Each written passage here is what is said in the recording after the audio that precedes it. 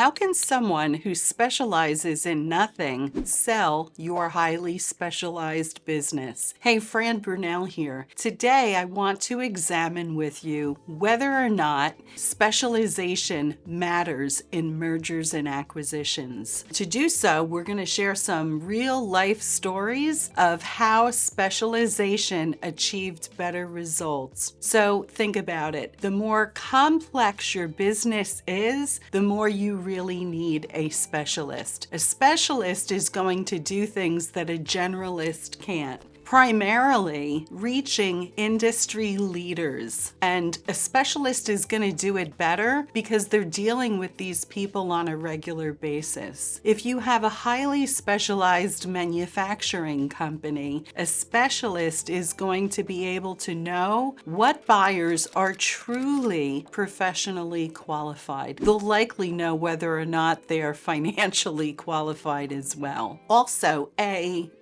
specialist is going to likely be able to create competition for the acquisition, which is going to lead to a higher price. They're going to speed the process of getting you from listing to closing. And part of that is the due diligence process because they understand what is expected within certain manufacturing sectors. Hey, so I want to share with you some real examples. And as I do, ask yourself whether or not the result would have been possible with a generalist. The first story is of a defense contractor. 80-year-old company, second generation in the industry. They were tier 1 suppliers to companies like GE, Lockheed Martin, and more. Highly respected in the industry. There were long-term agreements in place. So our challenge was not to just find someone who was financially qualified, but we had to find someone who had the machining chops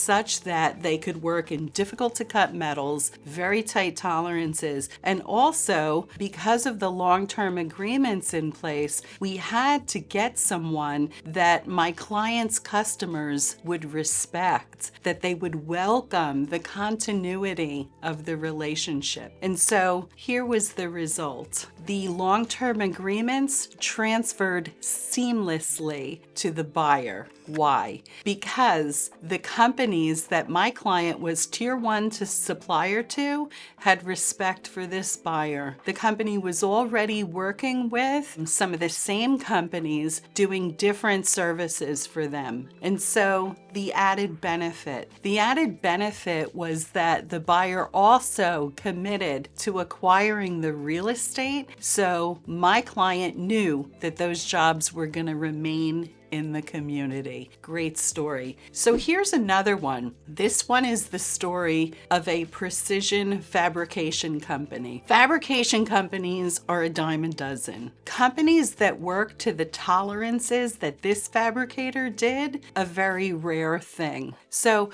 often clients think that the best buyer for them is someone who does the same thing they do, but maybe they do it on a larger scale. This deal was absolute proof that different can sometimes be better. So in this case, our buyer wasn't a fabricator. They were a very large precision CNC house. And so they were working in some of the same industries, providing different services for the same type of customer. What type of customer? The semiconductor industry and others. But companies where precision matters, excellence matters. And my clients' customers welcomed the relationship again because they already knew who the buyer was. He was already doing some of the work for the same companies. And again, the customer relationships transitioned absolutely beautifully. So it, again, different in this case ended up being a really good thing. And so here was the added benefit in this deal. There were two shareholders of the company, each having incredibly different timelines. One wanted a really fast exit, and one wanted to remain with the acquiring entity for a while. They both got exactly what they wanted. So here's the third and final story I'll share to make the point of why specialization matters. So this was an aerospace component manufacturer.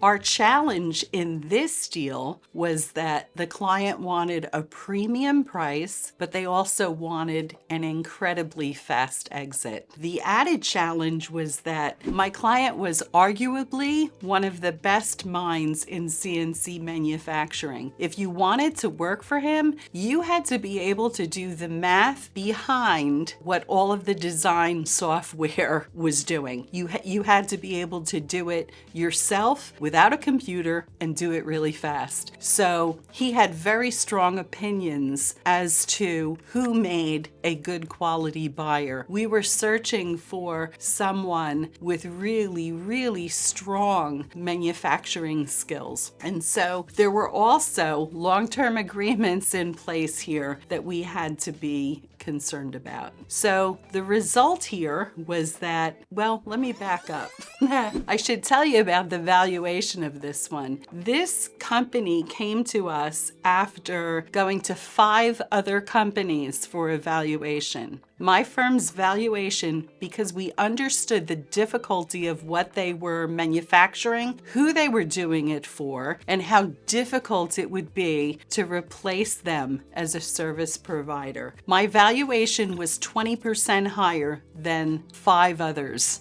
Okay, and what was the result? The highest offer we achieved for this family was 35% higher than my 20% higher valuation. And here was the added benefit. My client actually didn't go with the highest offer. They went with the second highest. And the reason why was because they desperately wanted future opportunity for their staff, and they wanted to understand that those jobs were staying in the community. The second buyer committed to the real estate in a way that ensured that those jobs were staying in the community. Oh, and the client got the fast exit that he wanted as well. He worked only part-time for about 3 months before heading off into full retirement. So hey, specialization in M&A really does matter, especially in manufacturing. Subscribe or leave a comment. You have a story about